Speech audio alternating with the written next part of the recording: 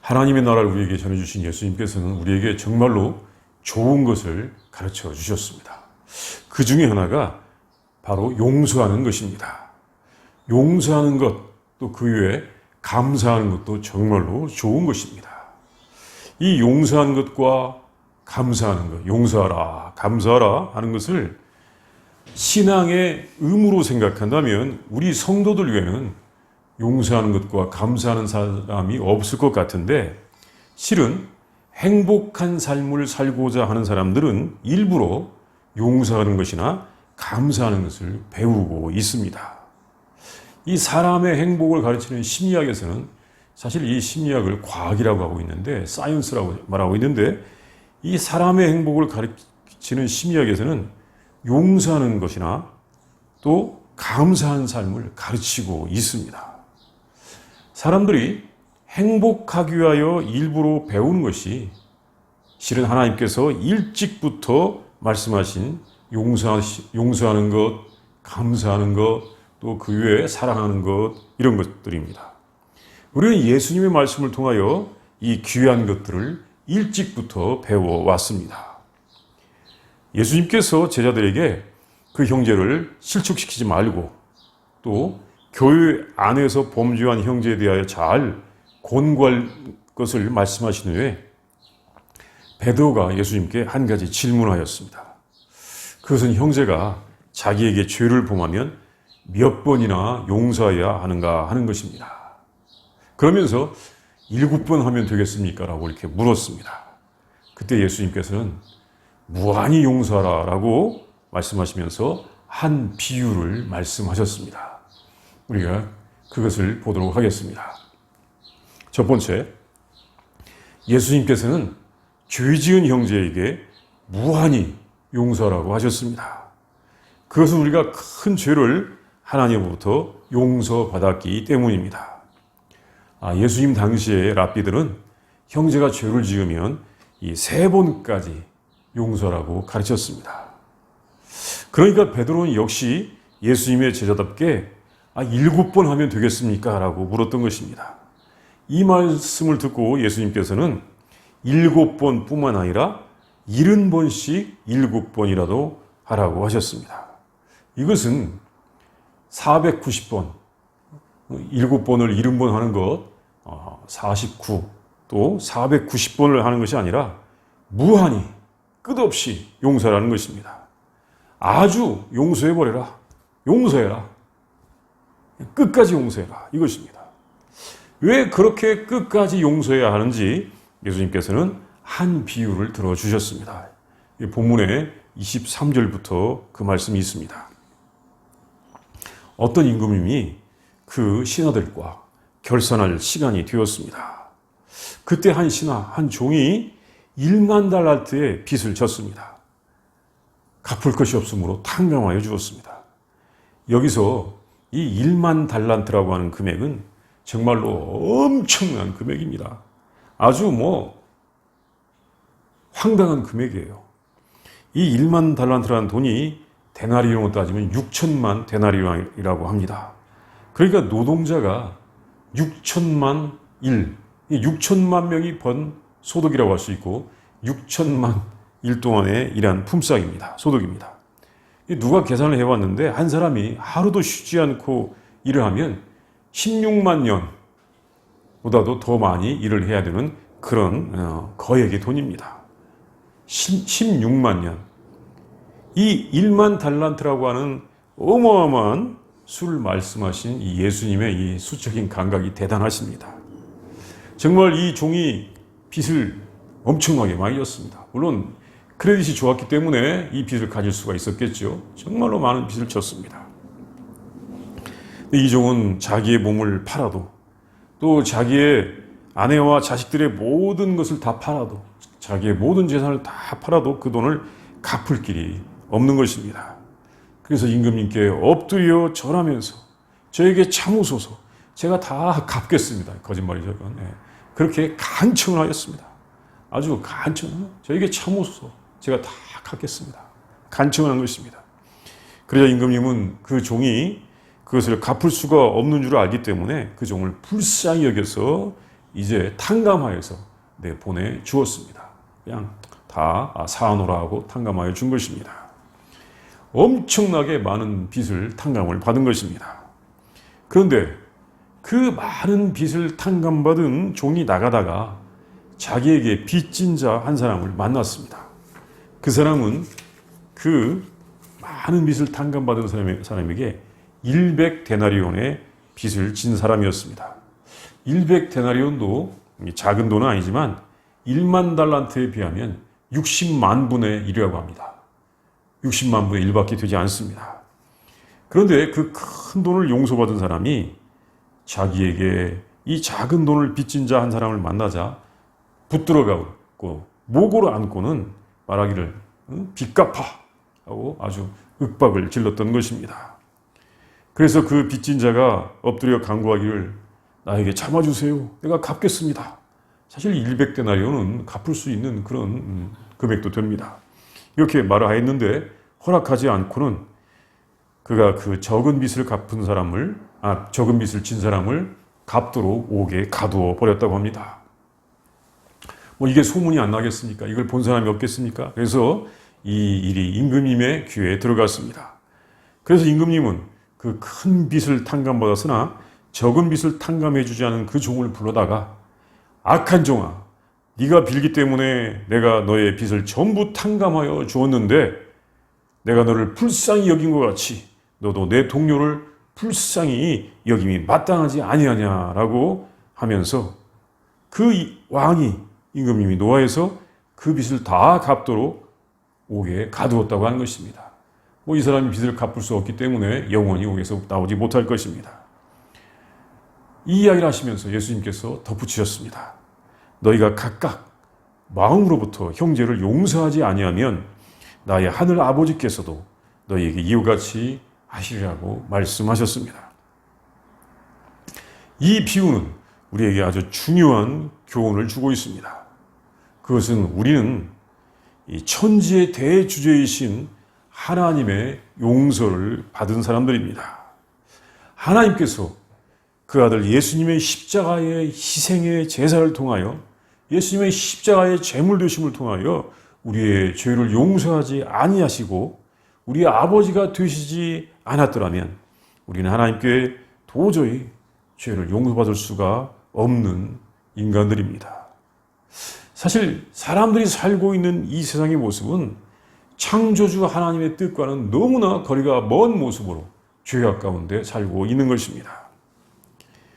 우리는 도저히 하나님께 갚을 수 없는 빚, 그 빚을 지고 있습니다.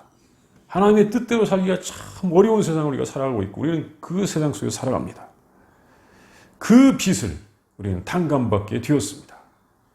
그 죄를 용서받게 되었습니다. 그 탕감받은 빚에 비하여 우리 형제들이 우리에게 행하는 범죄는 정말 아무것도 아닌 것입니다. 그러니까 용서하라고 우리 주님은 말씀하십니다.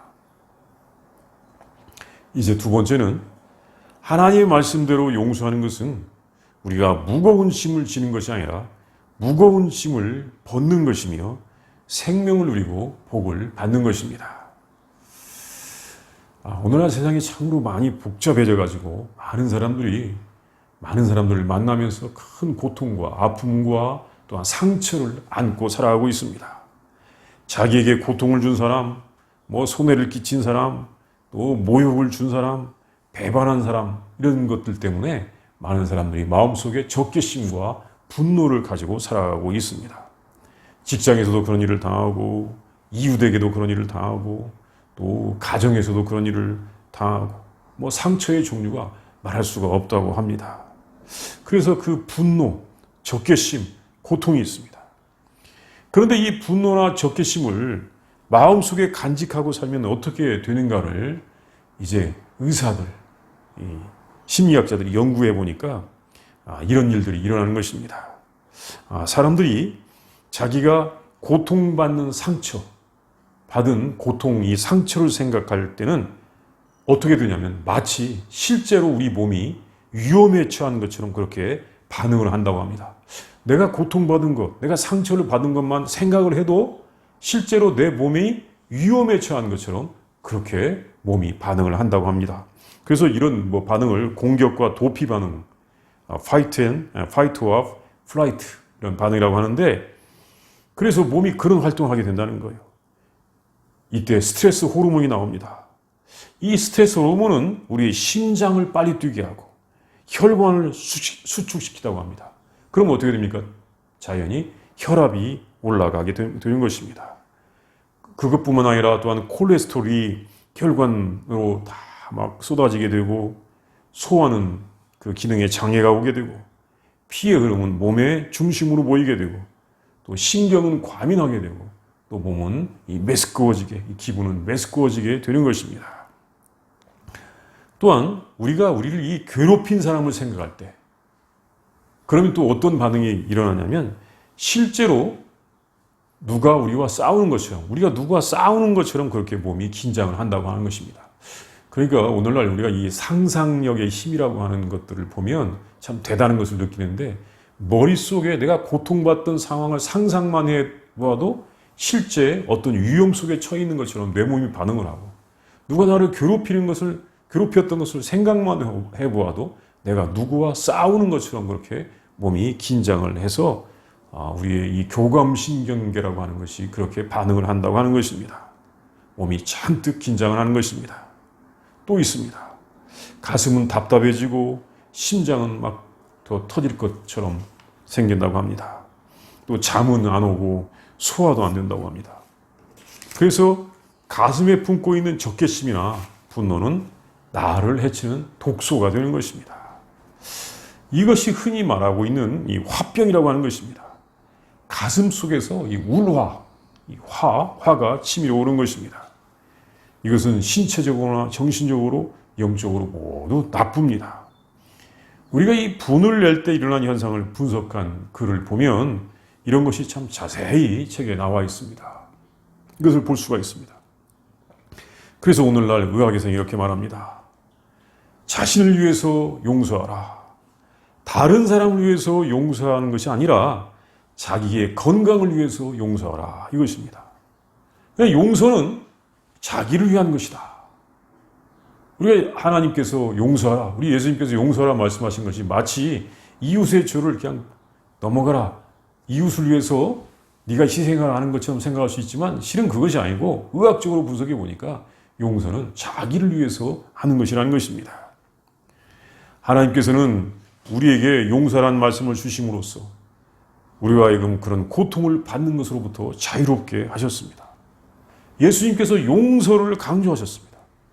하나님께서는 그 자녀들이 용서함으로써 건강한 생활을 하기를 원하셨습니다. 그러니까 행복을 배우고 싶은 사람들, 행복하기를 원하는 사람들은 용서를 배우고 또 감사를 배우고 분노를 조절하는 방법을 배우는데, 실은 이미 우리 하나님께서 우리에게 주신 이 믿음, 이 신앙을 통해서 우리에게 이 행복한 삶을 살 수 있는 많은 지혜를 주셨던 것입니다. 그런데 세상은 또 이런 면이 있습니다. 누가 우리에게 어떤 잘못을 했을지라도 예수님의 말씀처럼 모두를 용서한다면 사람들은 우리를 어떻게 보느냐는 것입니다. 정말 용서하는 사람이 지혜로운 사람, 믿음이 좋은 사람, 존경할 만한 사람으로 봅니까? 아마 세상은 반대로 볼 것입니다. 우리가 사는 세상에서는 용서하는 사람보다 용서하지 아니하고 자기의 분노를 적절히 활용하는 사람이 더 유능하게 보이는 것 같기도 합니다. 자신이 당한 손해와 아픔, 고통에 대하여 보상을 받고 또한 보복할 수 있는 사람들을 더 유능하다고 그렇게 말하는 면도 있는 것 같기도 합니다. 이 예수님께서 우리에게 말씀하신 용서하라고 하시는 이 권면, 이 지혜와 일반적으로 사람들이 행한 것과는 많이 차이가 있습니다. 이것이 예수님께서 우리에게 주시기를 원하시는 하나님의 나라와 이 세상 나라와의 차이점입니다. 크리스 캐리어라고 하는 사람이 10살 때 이유도 없이 데이빗 맥알리스터라고 하는 사람에게 납치를 당했습니다. 그래서 이 납치범은 이 크리스 캐리어라는 사람을 그냥 이유도 없이 학대를 하면서 송곳으로 찌르고 죽이려고 협박을 하고 실제로 그런 행동을 했습니다.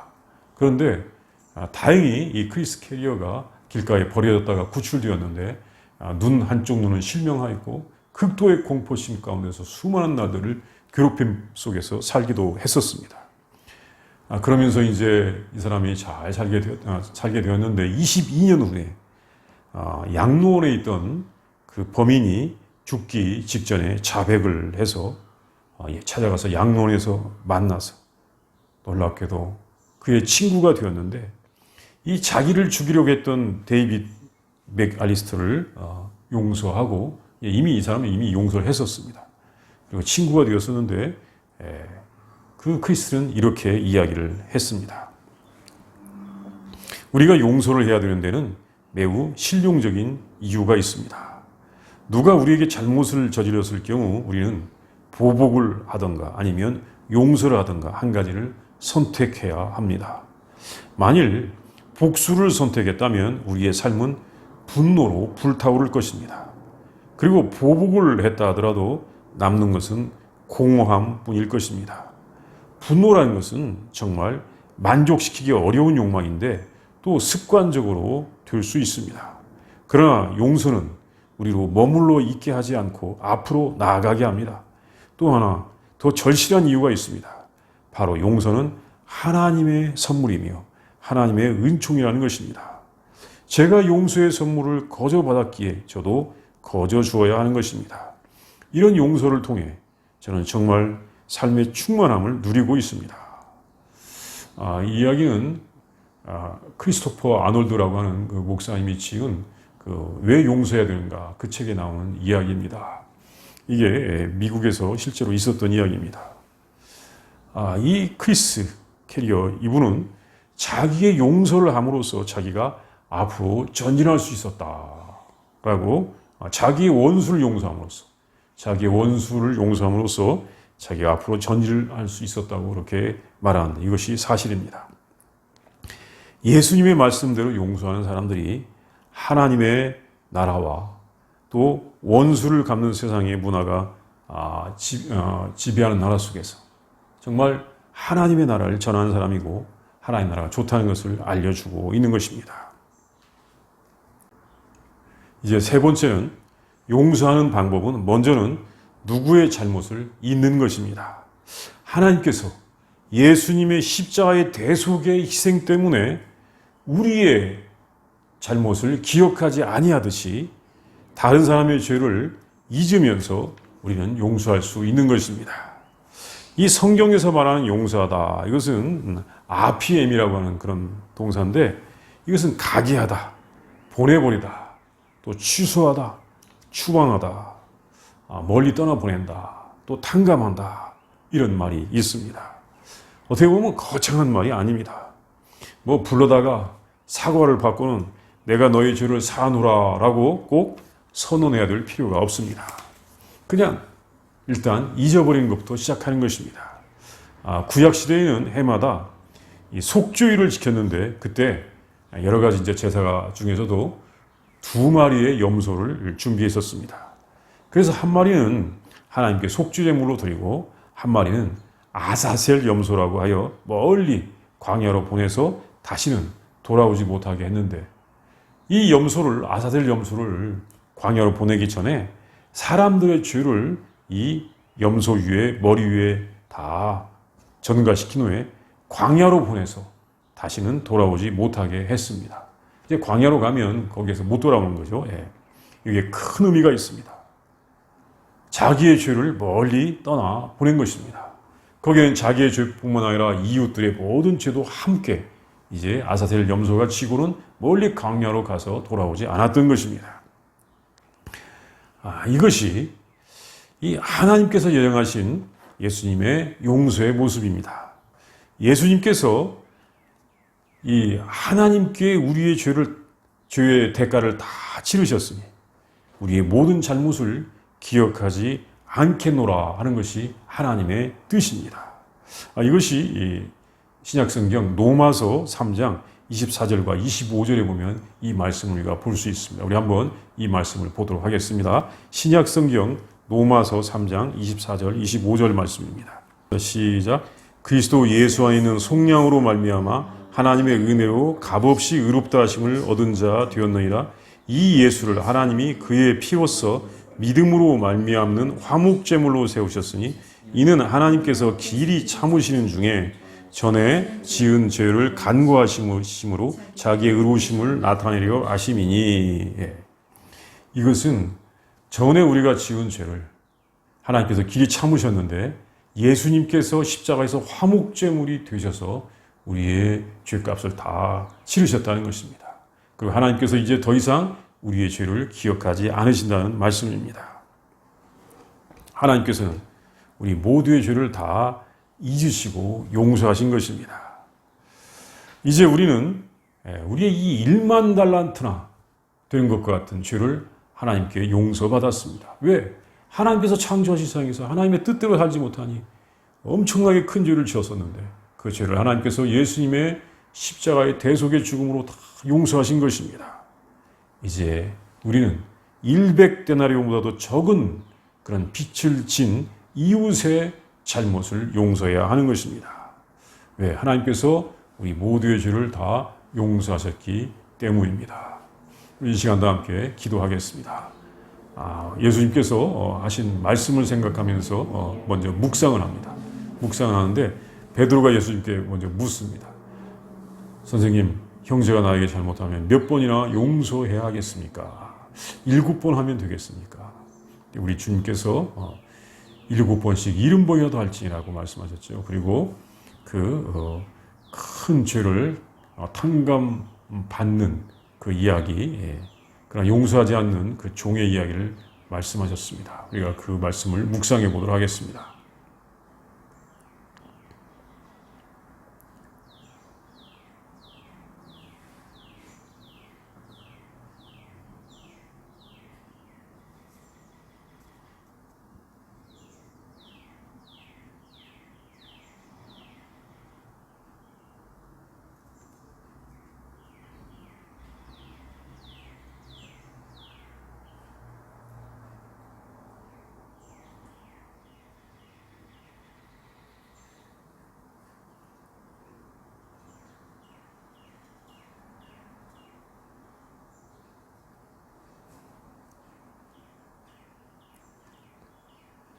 우리에게 생명과 구원과 기쁨과 행복을 주시는 하나님 참으로 감사합니다.